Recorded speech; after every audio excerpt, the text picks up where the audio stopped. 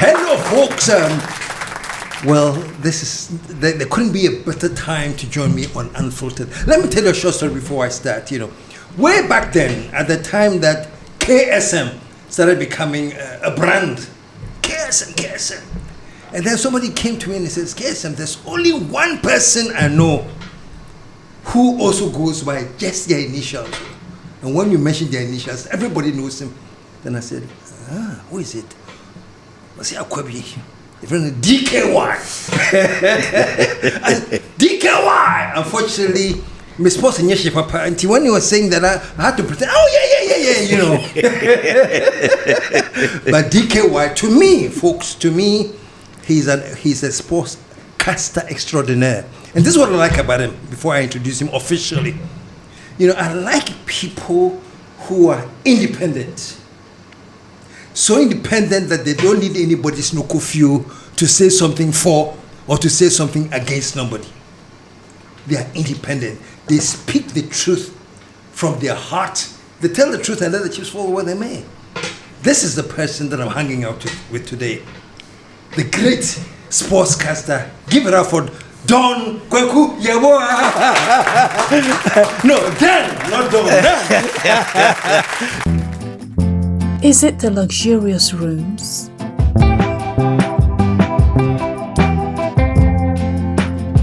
Or the serene green surroundings? Is it the tempting swimming pool?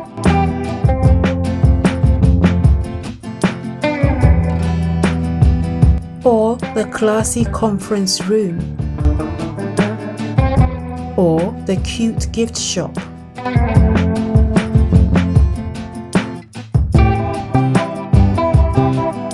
Maybe it's our chef's array of cooking delights. Whichever way, it's all about Cactus Creek. A most respected hotel. 055 039 5007.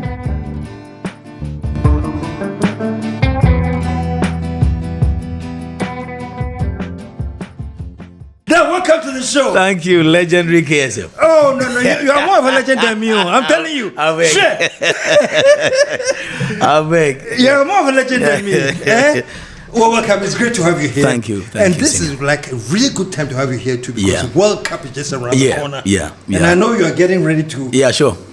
travel. Yeah. So we'll talk about that small plus once I have you here. Many other things. Yeah. We have things in common and things not in common. Yeah. When it comes to sports, many of you, I don't have anything in common when it comes to sports. Yeah. I just like listening to those who know. But when it comes to comedy, you are up there. So we are learning. These days, you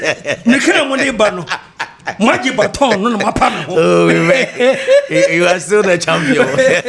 But we'll talk about that too, because I know you're going to be performing in the US with some GH comedians. You're going to be performing, so we're talking about that. But in the meantime, welcome to the Unfiltered. And let me ask you this before I start anything. I know that I had this friend Citizen Kofi. Kofi, yes. Dr. Kofi Amwa. Yeah. He had a committee that I know you served on. Yes, I did. And this was about reviving Black Stars, or what was it was about reviving Ghana football. Reviving Ghana football. Yes. Okay. In fact, it was the first time since the inception of FIFA that FIFA signed an MOU with any sitting head of state. It has never happened in association football. FIFA, I don't know whether when somebody speaks a common language with you, maybe you see the person as a brother. I don't know whether President Anado was speaking French with them. Maybe they saw him as a brother. Because I was shocked to see FIFA writing an MOU ready to collaborate with a politician to fight corruption in football in Africa.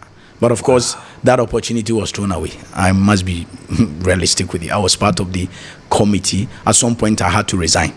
So you resigned?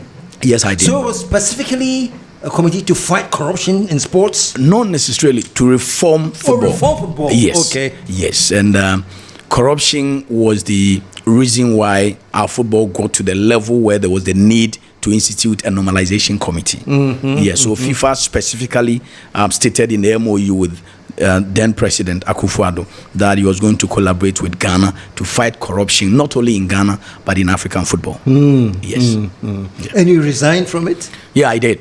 I remember on the evening, on the day I resigned, on my way home in the evening, I had a call from the presidency. And President, I learned to have resigned. Why didn't you wait for me? I was outside the country. I'm saying, Your Excellency, I'm sorry, but I had to resign because, yes, sitting behind my console as a journalist, we had ideas. We thought that if ABC are done, Ghana football could move forward. So you join a committee and you realize that it is not going the way you thought. I was only a spokesperson. I did not have the power to implement.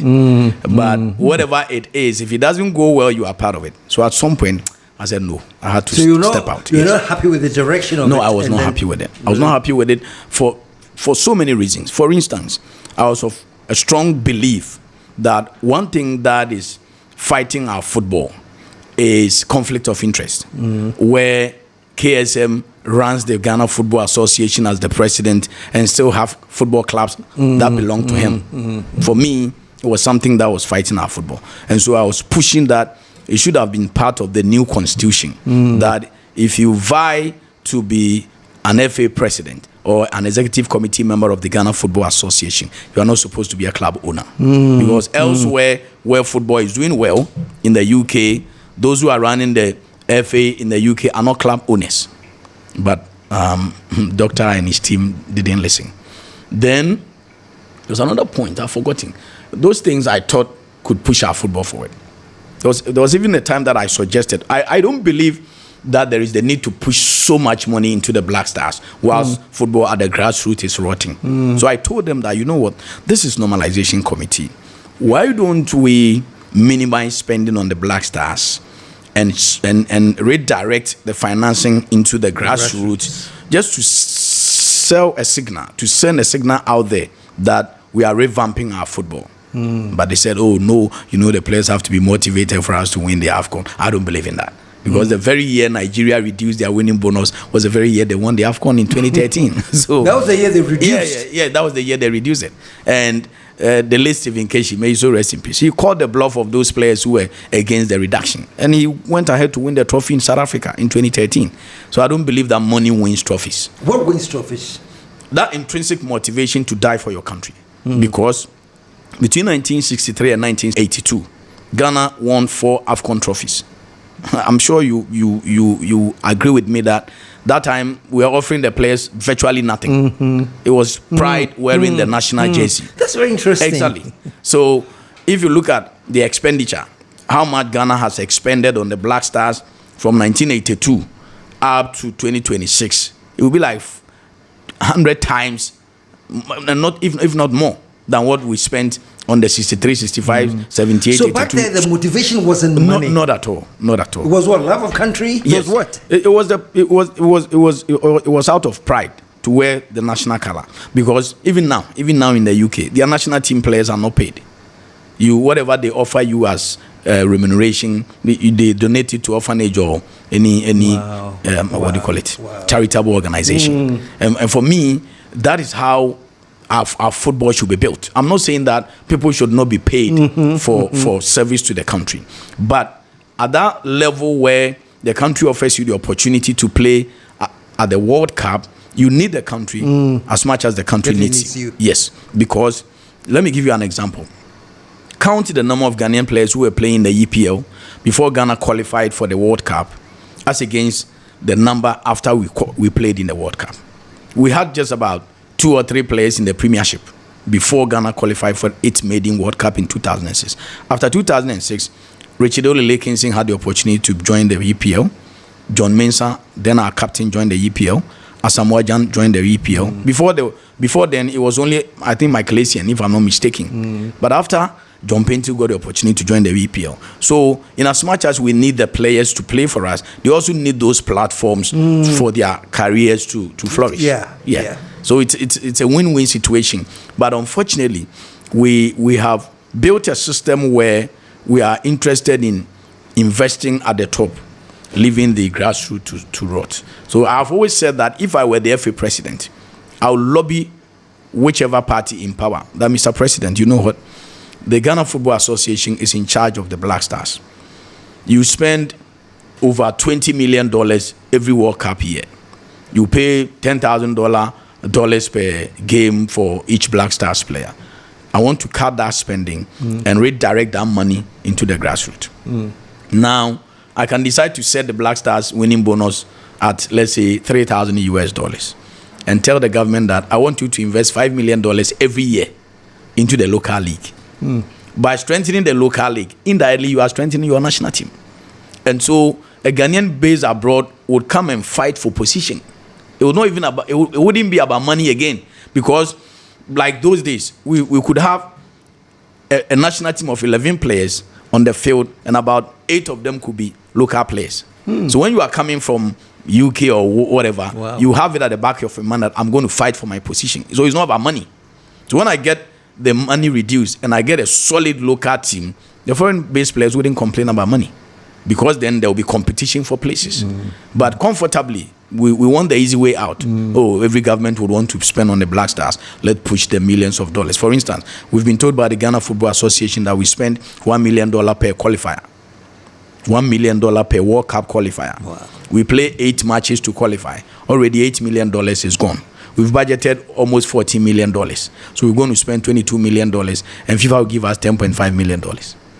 What sort of trade is this?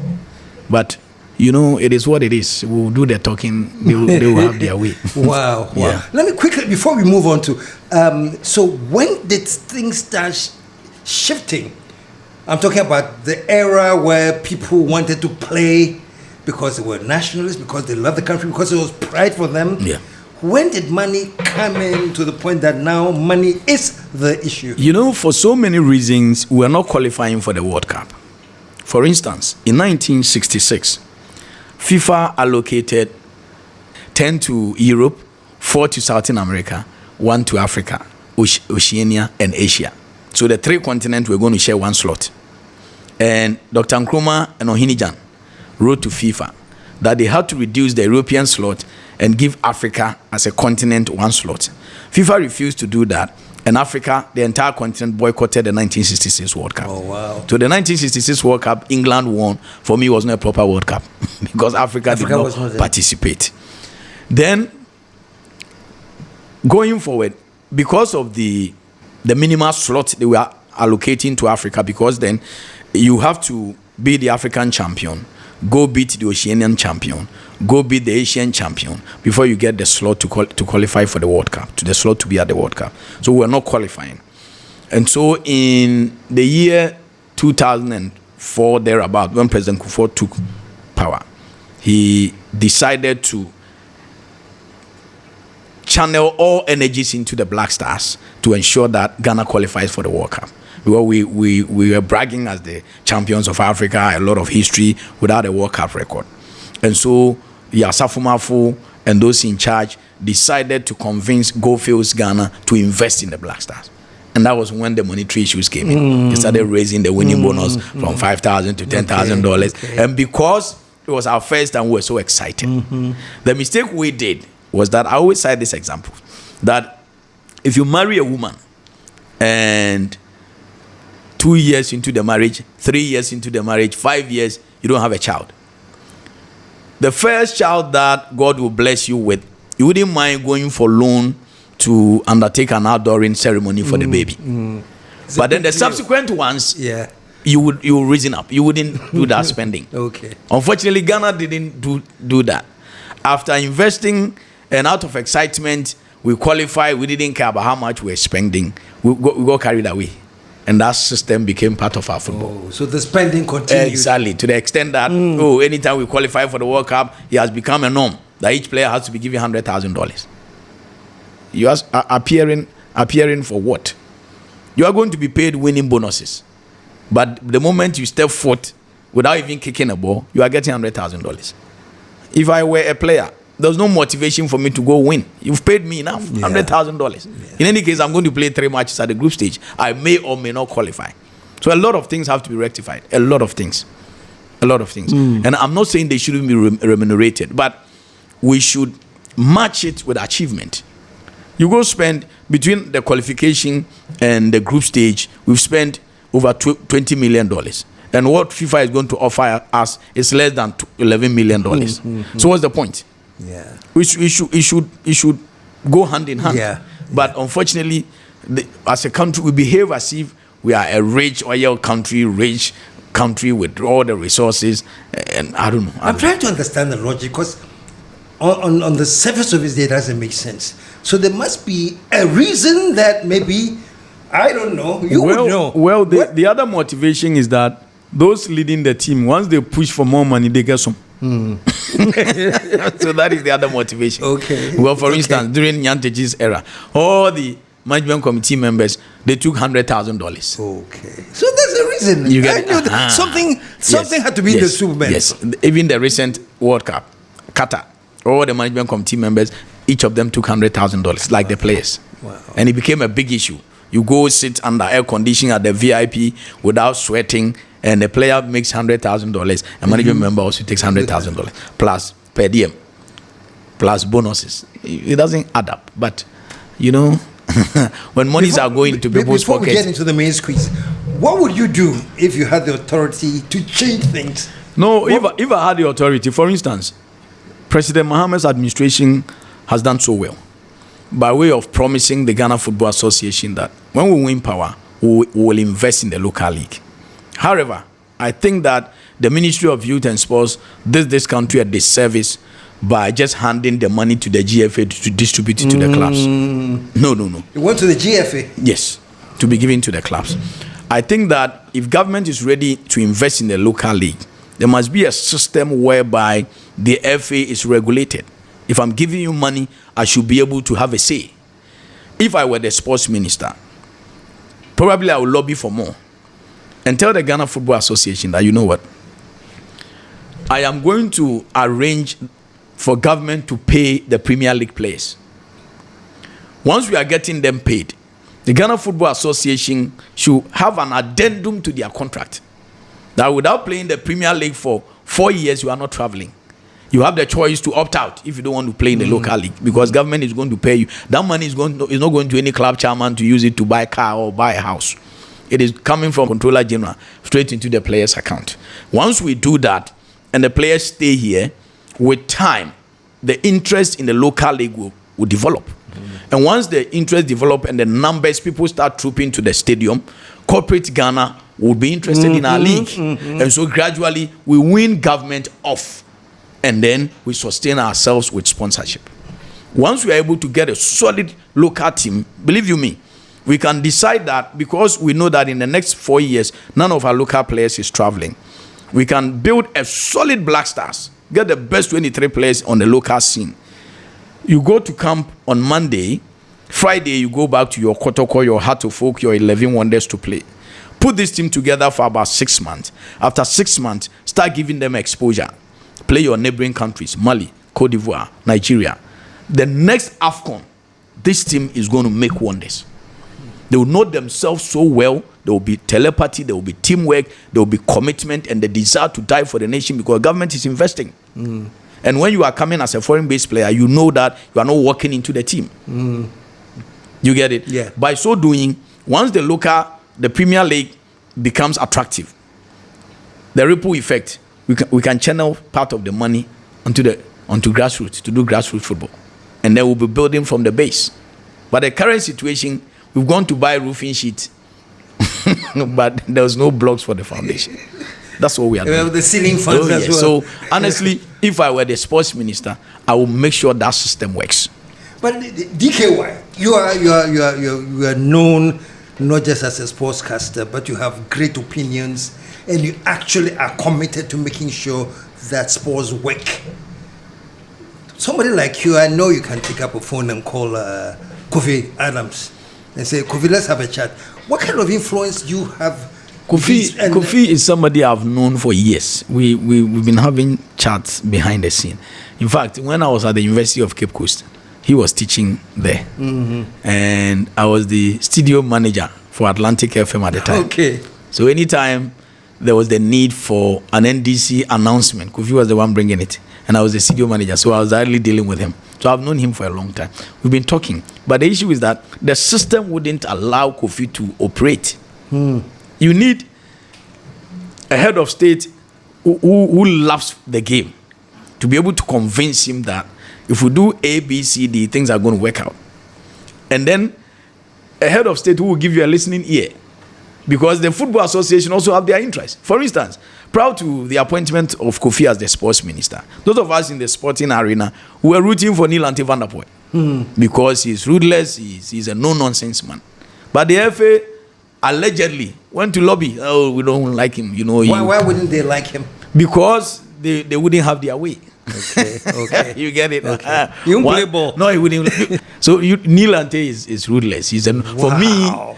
In the past 20 years. So it sounds like the character that we need to make things happen. You know, he's been a sports commentator, so he knows the terrain. There are certain things he wouldn't allow. He told me that the FA at the time came to him that they should give him money for referees and juju. So he invited the players and said, you know what?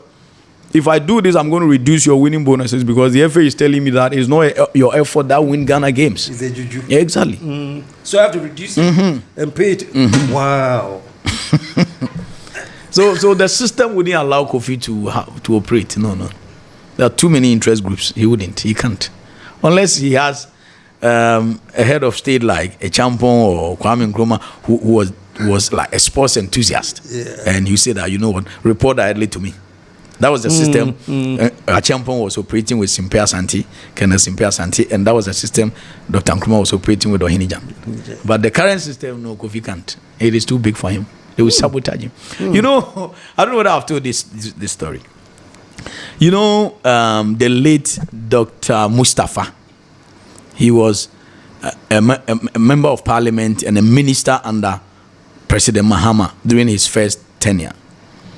He actually gave us a wind that whoever becomes the sports minister, a few months into your tenure, you will receive an envelope. Oh, honorable, this one, some FIFA money, this one. Really?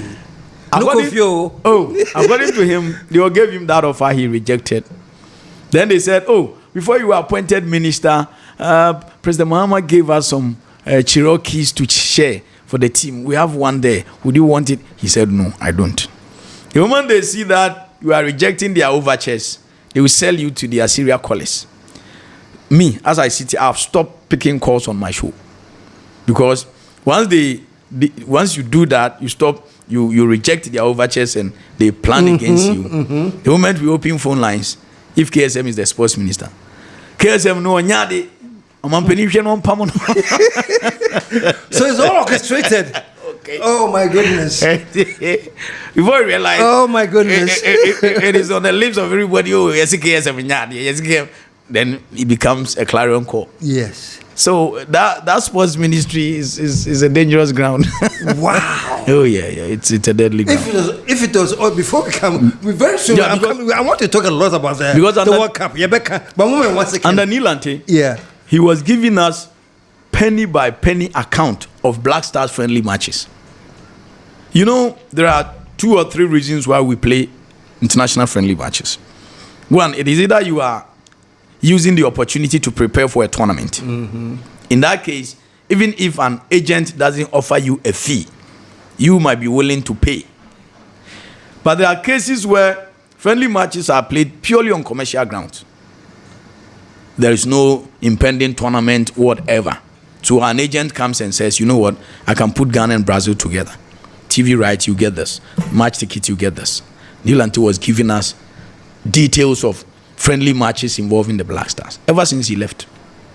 Nobody talks about it. Wow. Under Kofi Adams, we've played about 4 or 5, if not more. Nobody has said that, this match, the agent arranged it this way, we got this, or we didn't get this, or Ghana paid that.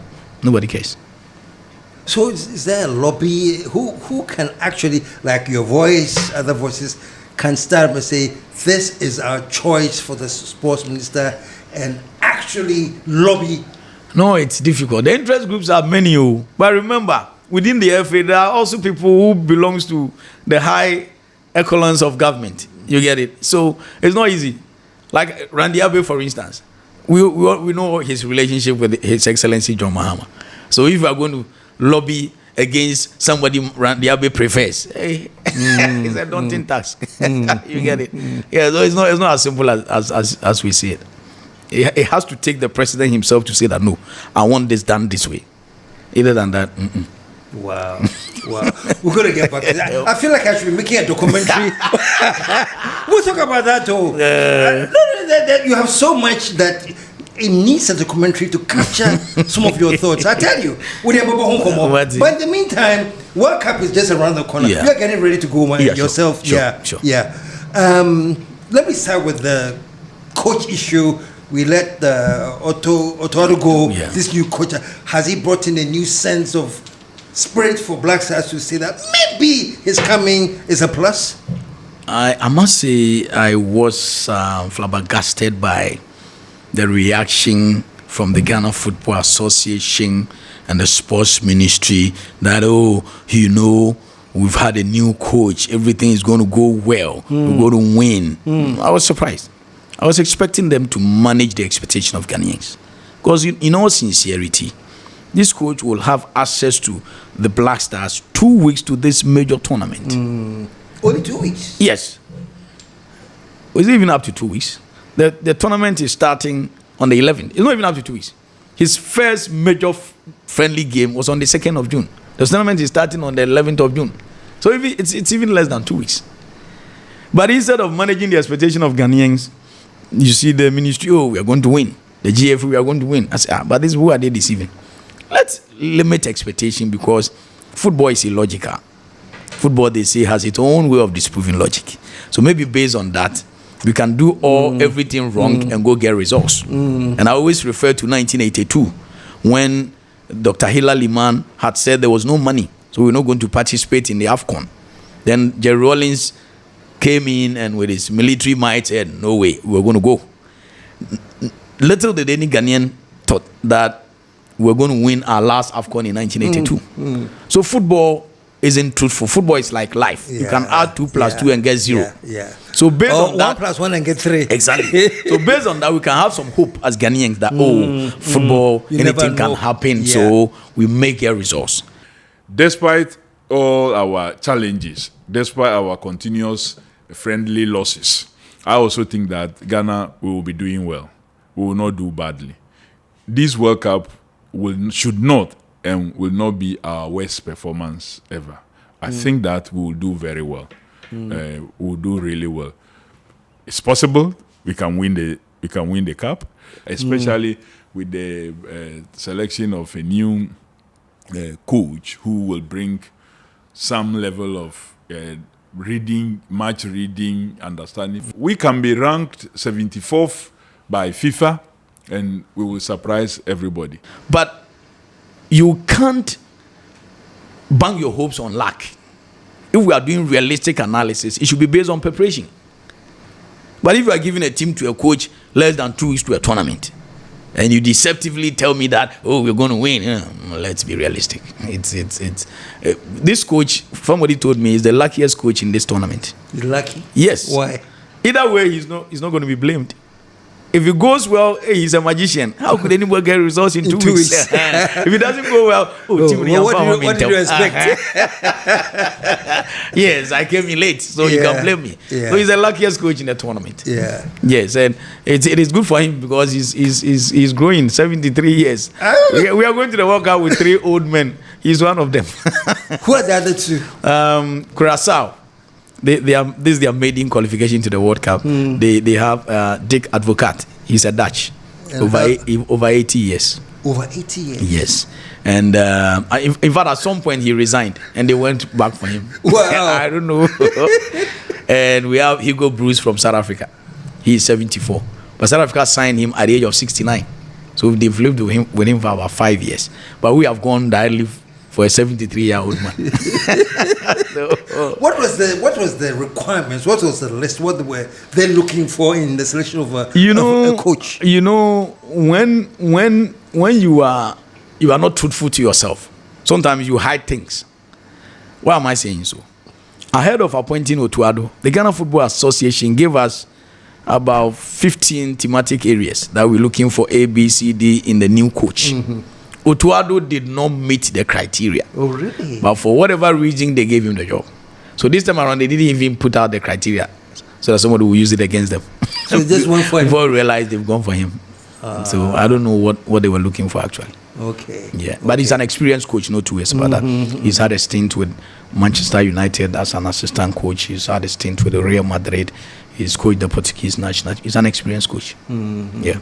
World Cup, people have said that once you get into that arena, there's only so far you can trust the referees. Is that true? They so many World Cup referees hardly get themselves involved in bribery. You know why? FIFA pays them so well. Okay. Yeah.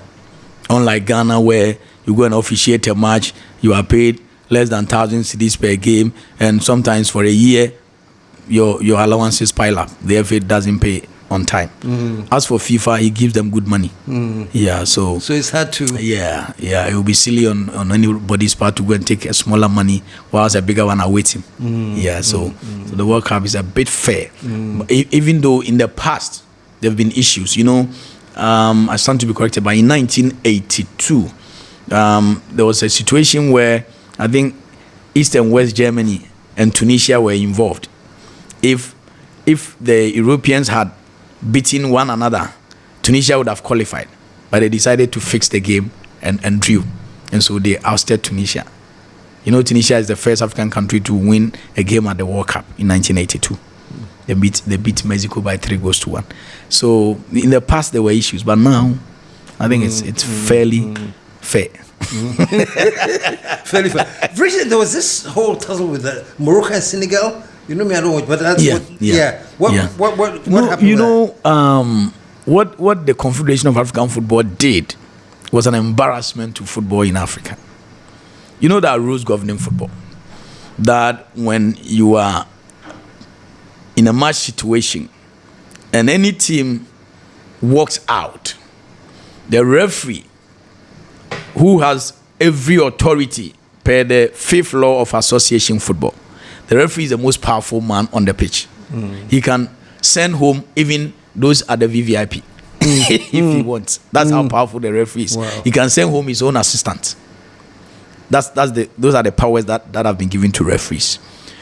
So the law says that if a team walks out, the referee deems the match to have ended, calls off the match, and award the 3.3 goals to the system. Award the 3.3 goals to the team that didn't work out. That didn't work out, yeah. In this case, we're playing an AFCON final. Senegal, for some reason, felt cheated, decided to walk off. Their captain was still on the pitch anyway. And then you officials from CAF, some of them walked down to the field to convince them to continue. The referee did not indicate that the match was abandoned, and so Senegal had to lose point. They continued to its logical conclusion, and eventually Senegal won. CAF officials presented the trophy to Senegal. Then you go home and come and tell us that because they threatened to walk off, it was against your rules, so you are awarding the trophy to Morocco. What sort of ruling is this? Wow. They always make Africa a laughing stock. I don't know why. And CAF president was shamelessly defending this to the rest of the world. It is a rules, and the committee members are learned. So if you look at the composition of those bodies, they reflect some of the most respected lawyers and judges on the continent. And so what? I don't know what's wrong with Africa, honestly. So the whole was it world reversed was mocking us. eventually? The decision says it's been reversed. Senegal says we are not taking the trophy back. So they've gone to appeal. They've taken the issue to court of So they still have the trophy? FIFA, yes. They've taken it to FIFA that they should stay the execution, and they are fighting the case at FIFA. Wow. Yeah. Wow. But in your general assessment, No, it was an embarrassing decision by CAF. It was needless because initially they ruled, and the disciplinary committee ruled that Senegal were being fined for misdemeanor and blah blah blah, which for me was okay. And then later they said no, the appeals committee have set aside that decision and they are taking the trophy from Senegal. What sort of ruling is this? No, football is won on the pitch, not in the boardroom. No. Speaking of that, I just have so many questions. I'm not such a great football enthusiast, but there are things that boggle my mind. Yeah. Speaking of that, what do you think, your opinion on declaring a winner with penalties? Well, you know, football has gone through a lot of phases. You know, at some point in 1970, if the Ghana Football Association at the time, that was Ghana Amateur Football Association, GAFA, if they had been proactive, Kumasi Asante Kotoko could have won the Champions League. It was then African Club Championship Cup. They played, I've forgotten, maybe Engelbert or something, a club from Cameroon. And then I think it ended in a draw, and they rescheduled the match to another venue. Kotoko were not informed by the FA to turn up, so they declared the Cameroonians champions. The winners, yeah. There was another instance where Kotoko went to the finals, I think with Engelbert from Congo. It ended in a draw, and they threw a toss. They cast a die, and eventually they gave the trophy to the Congolese. So football has gone through phases, and they're all part of the unpredictability of football. Okay. Penalty, yes, but at some point you have no option. When the team has played 90 minutes, extra time, you have no option to decide unless you want to postpone. But if we do that, we'll have an endless competition. Yes, so there must be a way to decide. It's unfair though, but life itself is not fair. So the times they actually toss a coin? Oh yeah. Oh, yeah, I see. During the Osekofi era. Yeah, they lost the trophy because of that. They tossed the coin and eventually. As for the coin toss, they come with penalties. Now, even recently they did it. At the Under-17 Championship, Ghana were supposed to qualify for the World Cup. They couldn't. Against Algeria, between Ghana and Algeria, they had it toss the coin, and Algeria got it. So Algeria qualified.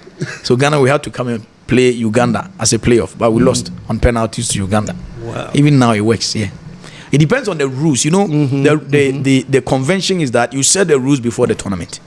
You don't get to the crunch before you decide that, let's toss a coin, let's play penalties. No, you set the rules. All parties involved will agree that in the event of a tie, this is the next step. What's your general feeling about the VAR? Is it a reliable thing? Is it something that... Well, football is said that if it favors you, it is good. If it goes against you, it's bad. It's bad. So sometimes it works for... I'm a Barca fan. Sometimes it works for me. Because Barca enjoys the most offside traps in Europe. We played against Real Madrid. We beat them, I think, 4-0 or so. Mbappe alone committed about 12 offsides. So imagine if he had the opportunity to score, he would have scored 12 goals. So sometimes if it favors you, it's good. If it doesn't favor you, we say it's bad. That's football. For me, technology is improving the game. Of course, the human element that have been taken away takes away some excitement. But it's improving more reliable? The game. Not so, because it depends on who is at the room. The video assistant referees. Because sometimes they draw the line according to which team they support. So whichever way, but they all add up. Yeah, it's football. Yeah. Okay, talking about drawing the line, which team they support, what are the chances? I know you've talked about football is like life, anything can happen. But looking at the structure, what we have now as Black Stars, how do you... You mean our group? Our group now, yeah. Well, what's your evaluation? Ghana is playing its first match or her first match on the 17th of June. If you watch the game and the Black Stars win, it opens up an opportunity door for us to qualify. If we lose against Panama, we should consider ourselves out of the tournament. Really? Because they are supposed to be the whipping side. So if you lose against the whipping side, who are you going to beat? England? Croatia? No. So that match is very crucial. Panama. You know, originally I thought they were not good. But then they traveled all the way to South Africa to play South Africa and drew with them. They played too much. Drew one and won one. So I said no. Then they are not a cheap side. So we have to put in effort to win. Once we get the 3 points, we can fight for a draw against England or against Croatia and possibly sail through to the round of 32. Yes, because this time around it wouldn't be difficult to sail through to the next round because they will select the third best team. You know, originally it was straight to round of 16. Now it's up to it. Now they have increased the teams to 48. So the next stage is round of 32. So after selecting the top two, they will select one team which is the best amongst those who will fall to the third place. So if we're able to get 3 points, possibly maybe with good goals, we can sail through. It's relatively easier to advance to the next stage now. But if we lose against Panama, then well, we just said that football there's no logic. Yeah. Is it possible to lose against Panama but yeah, bounce back? It is possible. Yeah, it is possible. Yeah, in recent time we've been losing against Comoros, countries that we used to score 5-0, 6-0. We've been losing against them. Comoros, Cape Verde, those countries we used to score them. I remember in 2000, ahead of the 2006 World Cup, I traveled with the Black Stars to beat Cape Verde 4-0 at their home grounds. But today, even the players in Accra will struggle. So it's possible. But we're hoping and praying that as Ghanaians, we'll get good results and make a good impact.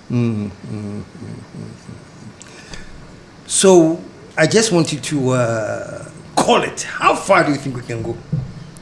If it's not based on saying you never know what is going to happen in all sincerity, the only way I'll bet on this Black Stars team is if I'm told to bet based on luck. If I'm told that, you know, football is like life, it's unpredictable, it's illogical, so I should bet, then I'll do so. They can bet on that. Yes, but based on preparation, psychologically, technically, everything, we are not ready. We are going into a tournament with a technical team of 24. And that's the the technical team. Yes. We are going with 26 players, 24 officials. It's almost 1-to-1. No. Pacho, please, we are going with the 26. Yeah, 26 players, 24 officials. Yes, it's almost 1-to-1. It will be interesting if we match them to train. Every player has an official. We pair them to train. Oh, yes. My goodness. You get it. And the head coach and his team didn't have access to the team early. So in terms of preparation, for me, it's nothing to write home about. So I'll bet on this team based on the fact that football is illogical. But other than that, I wouldn't bet on the team. No. Now, let's be realistic. I'm a Ghanaian. If we go far, apart from the fact that I'll be excited, it also have a repercussion on my personal economy because I'm a journalist. Yeah. And once they go far, I'll take per diem from my station to remain there. Yes. So I'll be happy if we advance. But the reality is that I will not bet on the Black Stars based on preparation or no. I'll bet based on the fact that anything can happen in football. Yeah. Let's stay on this football thing. And those of us who are not deep hear so much about how things are, or how they are choreographed. Matches are choreographed, the results are predictable. I've even heard people tell me that even these bets that people make, sometimes they get information. Oh, no. You know, the Premier League we're playing in Ghana now is full of betting and scandals. Was it last season or last 2 seasons? Real Tamale United played Keto Kreku's Dreams FC with players who are not registered, unregistered, unknown players. And they played in a Premier League game, and the results stood. Real Tamale United were owing their regular players, and the players were demanding the money that you either pay us or we're not going to honor the match. They couldn't raise the money, so they just went around, picked boys, and went to play a Premier League game in Ghana. Wow. And the Ghana Football Association did not nullify the results. That's how they knew deteriorated. Yes, that's how deteriorated our football is. Oh my goodness. Yeah, they knew it. Yeah. Because then I think one of the players scored a goal. They lost though, but one of the players scored. And because they knew they were faking, they gave those selected boys the names of their regular players. So the commentator was mentioning the names of their regular players. And one player was in Tamale, and they said he has scored a goal. And they called as me. I'm sleeping in my room. How could I have scored a goal? I'm listening. You just scored a goal. Yes. The guy was in bed somewhere. I was in bed. How could I have scored a goal? So that was the genesis of how people got to know. But nobody knew that. Nobody knew. Going around to select players who were not registered. And the Ghana Football Association accepted this results. Based on what? Ask me. the football they are running is full of chronism, favoritism. KSM is a friend to Keto Kreku. Let's manage the situation for him. Then Yeboah, he doesn't like us. Let's relegate his team. That's all they are doing. And it has even affected the selection into the Black Stars. There's this player, Joseph Pentel. When we're going for the 2022 World Cup, players are usually conventionally invited into the national teams based on their club performances. That boy's statistics, he was the best. He was our best player in Europe per statistics. He was our leading scorer in Europe. He was playing in Belgium at the time. Otuado dropped the player, held a press conference, and he was asked that, but you've dropped your best player in Europe. You know what he said? Even though he scored more goals, football is not only about goals. 4 years ago, I was really disappointed with the decision of the coach of the national team, which there was no tangible, reasonable, thing of me being exclusive from the list. We had a lot of ups and down talks, and was there miscommunication there, Joseph? There was no miscommunication, but it was something that I think they already planned on it. And it's not something about me. It's not something about my performance. Nothing like that. Because I spoke to the coach, and the coach was admitted I'm really good. I'm scoring goals and everything. By the end of the day, the only answer he gave me is football is not about goals and assists. I was like, but maybe I don't know. Everybody asks the same question. Now what is this one talking about goals? But clearly he was being manipulated. How could a coach say this? If football is not about goals, what is it about? This year, same player amongst our wingers, he has the best statistics. He's been dropped. The root cause is that he belongs to Kwaku Palmer, who has an issue with Keto Kreku. That is the root cause. Wow. So it's a personal thing. Oh, that's our football. We have a long way to go. Unfortunately, we're operating a system whereby most of the radio presenters, most of the broadcasters, most of the sports presenters are lowly paid, meager salaries. So if some of them are offered $100, $200, they'll do the bidding of the FA and fight those who are speaking to the issues as they are. So we have a long way to go. What's the structure like? In terms of you have the FA. What's the structure? One of the reasons why I decided to quit the normalization was that I was expecting Ghana to have lobbied FIFA that we live in an environment where electorates are bought to vote for candidates. And so we should have lobbied FIFA to expand the electoral college of the Football Association. As we speak, only 124 or so vote to elect the GFA president. And it's interesting, during GFA elections, you see one candidate camping about 80 of them in a hotel, supplying jerseys, footballs, laptops, and automatically you are a winner in advance. So I was expecting, at the time we had 10 regions, I was expecting that Dr. Kofi Amwa and then normalization committee would lobby FIFA that FIFA, your situation is not like ours. FIFA has a size of over 200.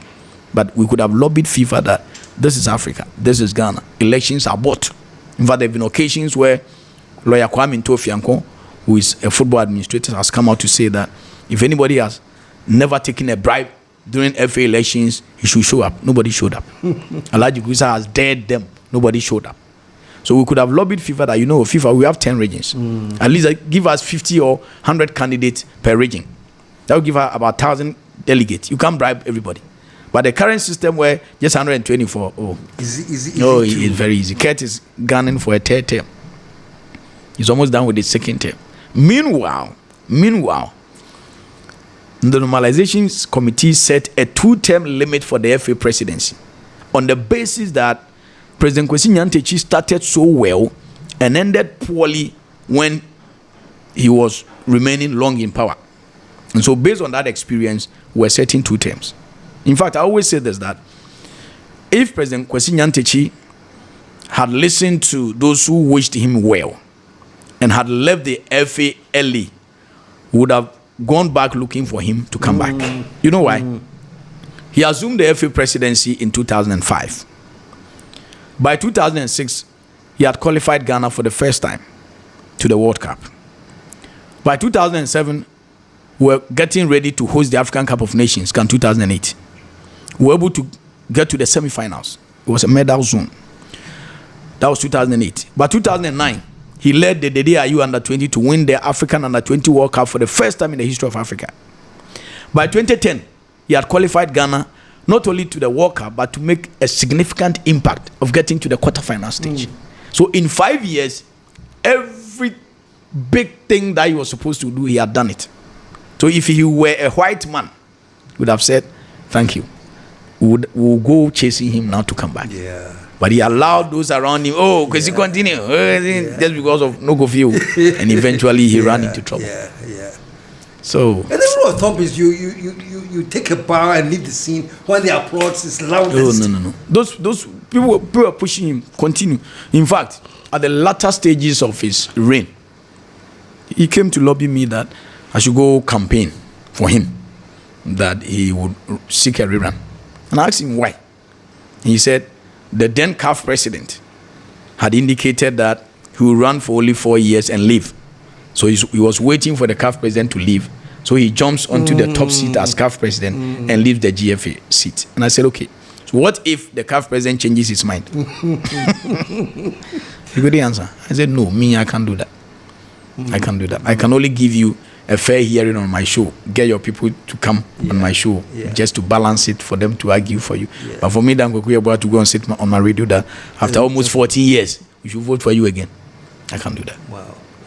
You know, people like you are like a thorn in the flesh of the establishment. Are they teaching you as a thorn in the flesh? A senior colleague I respect so much, Ohinba Charles, he told me a story. He said, when you meet a football administrator and a conversation about a journalist crops up, and he says, oh, KSM, don't mind him, he's a bad guy. It means that KSM is a thorn in his flesh. He's a good journalist. But if he says, oh, KSM is good, oh man, no go view to your agenda, man. But you're in the thorn in so many fleshes. Oh, me, I don't care. I say it as it is. You can disagree with me, you can agree with me. I always tell people that I came from a very poor background. I was brought up to respect the elderly. So I don't argue with insult. I don't insult people. I don't believe in that. But even if you would put a knife on my neck, I will say it as it is. You can insult me. I don't care. I always tell people that atem didi foforo bi amai. Recycled. No, I don't care. Oh wow. I don't care. Wow. Yeah, when Ketogreku took over, his first friendly match was in Turkey. You know, he has a style where if you criticize him, he sees you and he frowns. So I was at the hotel, I was at the team hotel. I noticed that and told him, Mr. President, I want to have a meeting with you. He said, okay. So we sat down like we are sitting down. And I told him, Mr. President, you know what? During the FA election, the electioneering campaign, I didn't back him. I was not one of your supporters. I wouldn't be hypocritical. I told him, I wouldn't be hypocritical because you are not the president. I'll come and claim, I supported. Me, I don't like that. I wasn't your supporter.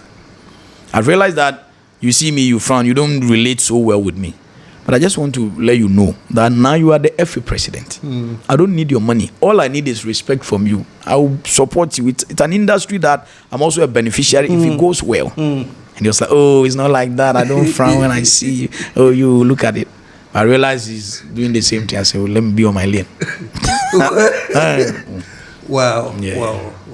And you've been in for how long now? Over 20 years, because Peace FM alone, I've been there for 23 years. I joined Peace FM in 2003. So before then, I was with Atlantic FM in Cape Coast. Wow. So who's your friend? That's a good question. Who can you recommend and speak for? So in a cancer, Ubi any job, Ubi and Boba So when you sit on radio and you say it as it is, you get people to call you.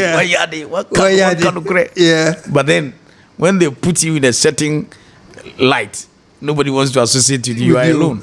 But me, I don't care. I've always believed that in the wisdom of the Almighty God, our greatest judge is our conscience. So let your conscience be your judge. I don't hate you, but if you do it wrong, I'll say it as it is. Principle. Exactly. That's it. So who is doing it right? Come again? Who is doing it right? Oh, You there say were if somebody is occasions doing where, wrong, yeah. well, there's no way an administration will have everything wrong. No. Yeah, okay. At least, even Ketokreku, he has his positives. I know when he came, he invested in young referees to groom them to officiate matches. He's doing so well on that score. Women football, he's doing so well. But somebody passed a very funny comment that you know why women football is doing well? Because the Kwaku doesn't have a women team. That's why it's progressing. There's no influence there. Even though we've not been qualifying, at least the motivation and or no, he's doing well with women football. There are other things that he's doing well. You can't say everything is wrong with an administration. Then you yourself, there's everything wrong with it. But if you look at the bigger picture, there's more work to do than we have done. At least Ben Kofi and Co started 5-year development project. Nobody continued afterwards. You know, that has been the bane of our football.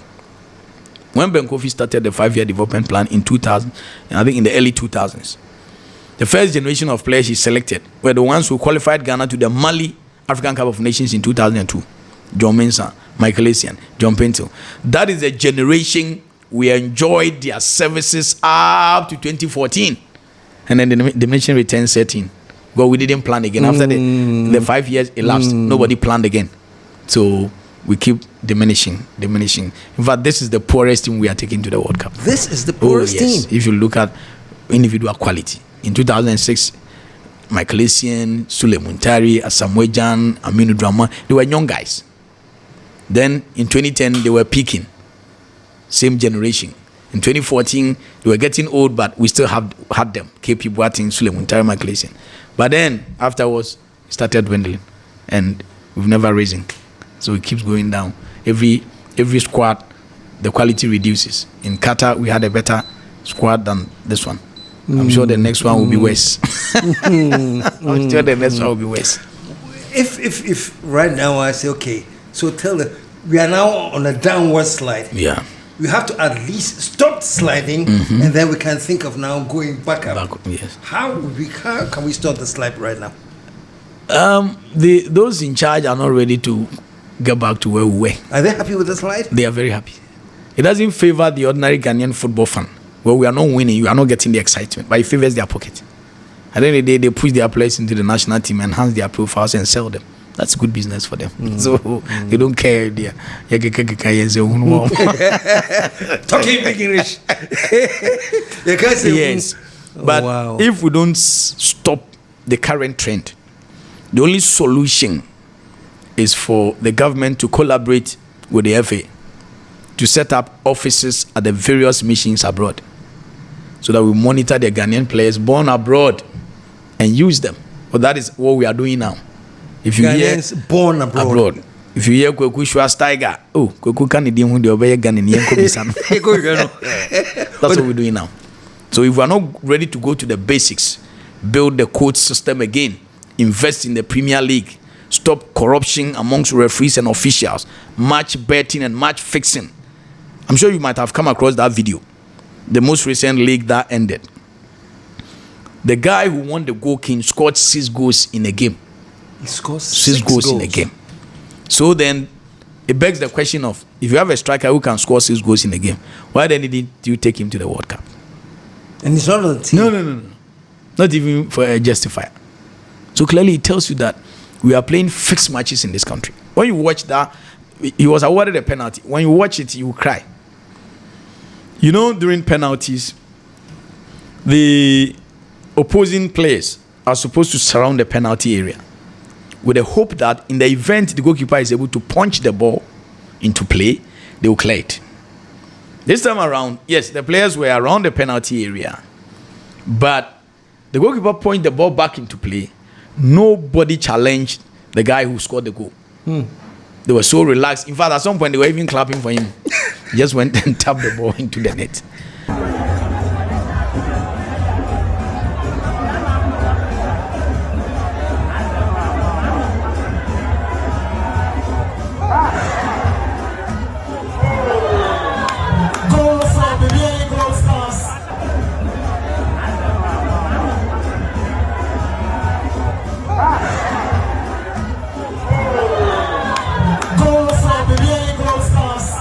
For such an incident, any serious football association would have investigated the match.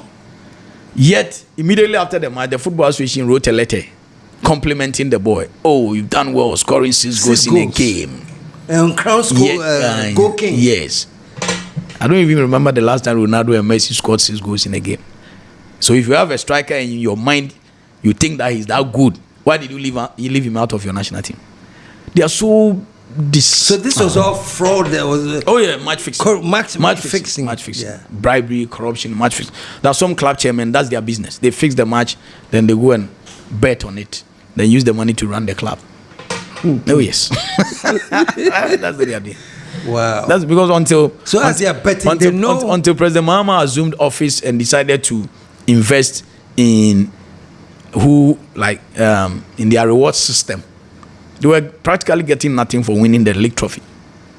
So if I'm not getting anything for winning the league, and I can fix one match and stake it and get thousands of dollars, why wouldn't I do so? Yeah. And the FA doesn't seem to care. They don't seem to care. Wow. So what's the way forward, man? Is there any point that we can get them to care? Is this just an evolutionary process? And yes, we need a ruthless leader from the very top who will stamp authority and say, you know what, enough is enough. But I always say that one thing that has ruined our football is the sort of politics we practice in this country. Let President Mahama wake up tomorrow and say that Ghana Football Association, during my first term, I invested so much in football. Second term, I'm doing so. I'm not seeing the corresponding results. So you know what? In the next 4 or 5 years, we're not going to any World Cup. We're not going to any AFCON. We are building ourselves. To hell with FIFA. We are building our brand. All MPP people who join the GFA, they will all be GFA members by force. Yeah. If the MPP is in power and they do same, the opposite will be true. Yeah. So based on that, they always have their way. Wow. They always have their way. Unless we get a leader who will say that to hell with what anybody says. I want to right the wrongs. But because the party system will not be allowed. No, it won't. You see, Yan Tumau. And with the moment politician hears Yan Tumau, you will step back. You can't make my government unpopular. Yes. What you want me to say? That would be the quick response. Yes. Let's talk about player selection a bit before I let you go. What is happening with that? What's the... Well, so long as the FA president is in football business, he has a management agency. He has about 5 or so football clubs that I know of. Dreams FC, Dreams Ladies, Kasona Nankana, Still Believe, Decide. Those are the 5 I know. They all belong to Educative. All his cronies have clubs as well. So long as there's that conflict of interest situation, there will never be fair selection into any of our national teams. No. So deliberately, Educative has taken charge of the juvenile football as the chairman. But that is where the talent are. He gets them and pushes them into his agency. So there will never be fairness in our player selection. I told you about Joseph Pentil's situation. He's our best winger in terms of numbers, but he was sidelined. He's not part of the World Cup squad. Meanwhile, we have players who are coming from injury. Whole season, they've played about 3 matches, they are in the game. We have players whose numbers are nowhere near Joseph Pinto. They are in the squad. So, there wouldn't be any fairness. Baba Rahman, I pity the boy. I've spoken about him at length, but I pity him because when you get close to him, he's so humble, so respectful, so innocent. At some point, he said his family is putting pressure on him to quit the national team. Because he played a Black Stars game in Kumasi, and anytime he got the ball, they were hooting at him. So he said he won't play it again. The family said there's so much pressure that the Ghanaian supporters are not showing him respect. So for about 4 years, he decided not to play for the Black Stars again. So he's not played for 4 years. Then all of a sudden we qualified, and he's back into the team. He's done so well at club level. But then people will ask, how come the same FA president, immediately after Ghana qualified, officially made a statement that we're not going to allow players who did not play the qualifiers, who rejected the country during the qualifiers, to be part of the squad? yet Baba is in there. Is it because he belongs to the FA president's agency? Those are the questions people are asking. How is that explained? Outside of that, is there any other explanation? Well, at club level, he has good numbers.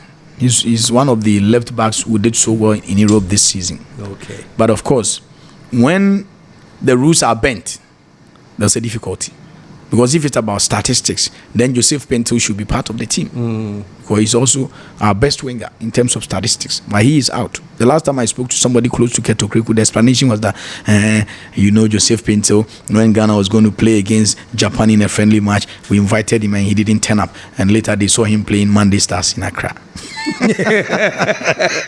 So I asked the fellow that between Joseph Pinto, who didn't turn up for a friendly match, and Mubarak Man, who didn't turn up for a World Cup qualifier, who deserves an opportunity? He was just looking at me. Baba has become a victim of circumstances because of where he belongs to. He's had a good season, but I don't know. Kerr should have just allowed the boy to be. Well, sometimes I put myself in his shoes. He's so humble, so innocent, but well, the circumstance demands that people talk about him. Wow. So then let's focus on how do they arrive at the squad? What's the process? I always say that if I were the sports minister, I would let the Ghana Football Association give me a criteria that will be made public. That okay, the criteria for getting a call up into any of our national teams is A, B, C, D. Performance at club level, commitment to the nation, blah, blah, blah. So it is there, spelled out clearly. So that if Kwaku Yeboah is FA president and he has a favorite player, he can't get the player in just because of his relationship with the player. There's a laid down criteria for selecting players. Unfortunately, we do not have. And none of the ministers has done that. So what is it based on now? Whatever the coach and the 10-card team and the FA people decide. Then it works. What I was complaining about on radio this time around was that for the first time, the Black Star squad was announced without recourse to the ordinary Ghanaian who has invested his emotions and taxes in the national team. You know, it is the culture, it is a convention across the globe that whenever a team is departing for a major tournament, the coach organizes a press conference and announces the squad to the country before the team departs. Neymar Junior Santos.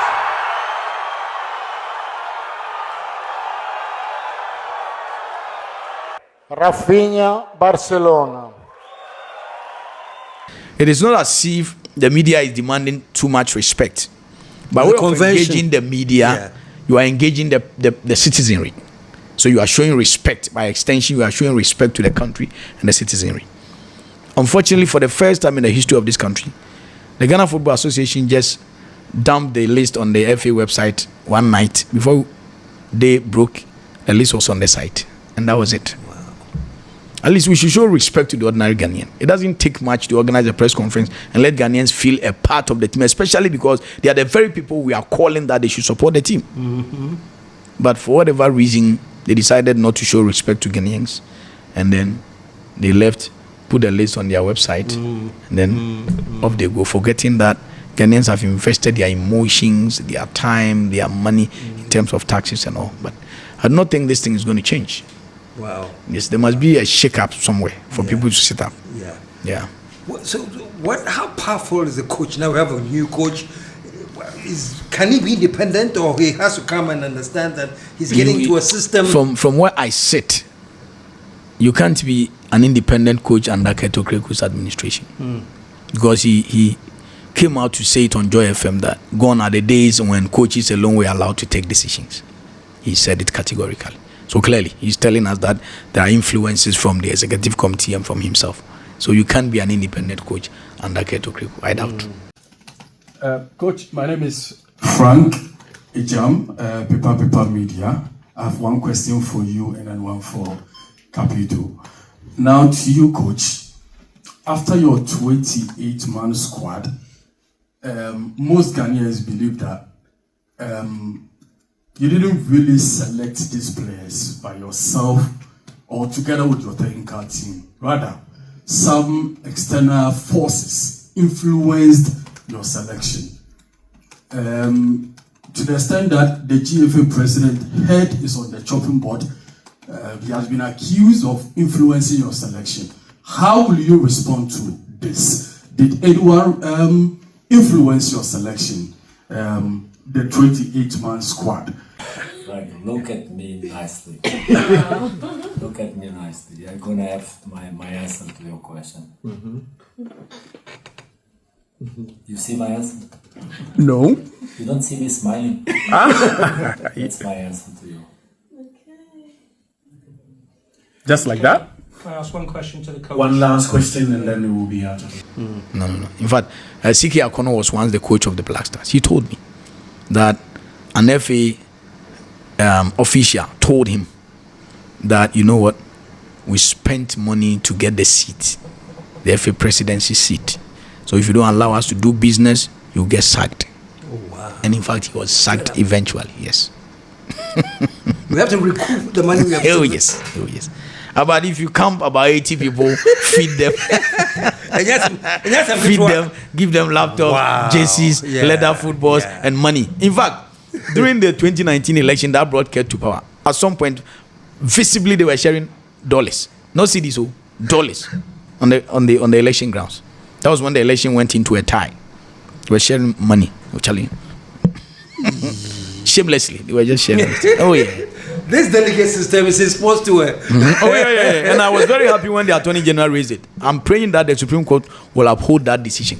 Because we all have one thumb. Yes. One thumb. Yes. So why would I go and vote? One with a single thumb. Yes. One vote. You two, one vote. And you are taking fridge. Why? No. It's very unfair. This delegate. Wow. I'll be very happy if the Attorney General is granted that wish he sent to the Supreme Court, because I'm against it totally. I just don't understand. Every human being has one term and one vote. Yeah. Then in the same political party, KSM gets fridge. Yes. He gets rice, one bag, oil, a deep freezer, fish. Then me I'll go and vote on empty stomach. No. It's not fair. Kwaku, I'll show some love, man. But before I let you go, I think I like listening to you, because because some of us we're going blind. Hey, oh yeah, I know. I'm just, I know you are blunt. You are blunt. You say it as it is. So no, I'm saying so. We're going to watching. We are blind. Okay. We are blind. I get it. So we need the blind people. Football blind. Football blindness. We're going blind. Okay, I get it. So we need the blind people to open our eyes small. I get it. And trust me, you've opened my eyes a lot. Wow. I get it. Wow. I really do appreciate it. But I can't let you go because I know that you're also having a performance in the Bronx. Yes. It is Unlimited Cancer Care Foundation. Okay. In collaboration with the Dinkra Multimedia. And we're having a DK1 night of comedy and music charity show. So the musicians are Kofi Kinata, Ochiame Kwame, Kofi Nti, and Great Ampon. And then the comedians are my good self, Obi Amponsa, Lexi the comic. Clemento will be the MC as well as Acrobato. Clemento so that is our World Cup squad. Oh, that is beautiful. Yeah. 2 nights, 1 night. No, 1 night. 1 night. Oh, yes, 1 night. In the Bronx. Yeah. Wow. Yeah, because I also need to run commentary on the Black Star, so I can't do more. Yeah. Oh, that's it. Congratulations, man. Thank you, sir. You've done so well with the comedy, man. I kid you not, though. You have done extremely well. We're emulating your steps. Oh, you have taken over. But a good thing about it is like a relay race. Yeah. I hand over the baton to you. Now also the you but the way you're going, I didn't go like that. So keep it up, man. Thank you, sir. So for the Ghanaians who are watching us, we have lots of viewers online. Those of you in the Bronx, give them the information again. So the show is coming up at Cop City, Bronx, New York, on the 13th of June. Okay. And we're expecting that all the Ghanaian communities will come and show us love. We have fun, enjoy ourselves, excitement, and then afterwards we use the same energy to go and support the Black Stars. Yeah. So let's meet at Cop City, Bronx, New York, 13th of June with Acrobato, Clemento Suarez, Kofi Kinata, Great Ampon, Kofi Nti, Ochiame Kwame, Obi Amponsa, Dan Kwaku Yeboah. It's going to be fun. It's really, really going to be fun. Yao Double is also going to be there. It's really going to be fun. I was listening to you, and the only one thing came into my mind when we were mentioning their names. What a solid team! What a solid team!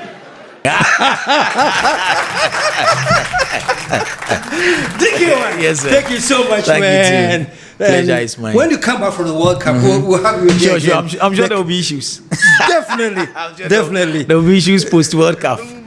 Many. Yes. So, folks, until the post World Cup issues come, and we'll be talking about them right here on Unfiltered KSM with my great, probably my nephew. I'm 48 now. I'll be 48 in September. Oh, then you're my nephew. Okay. So KSM here with my nephew DKY saying thank you so much, and we'll catch up again next week. Thank you, sir.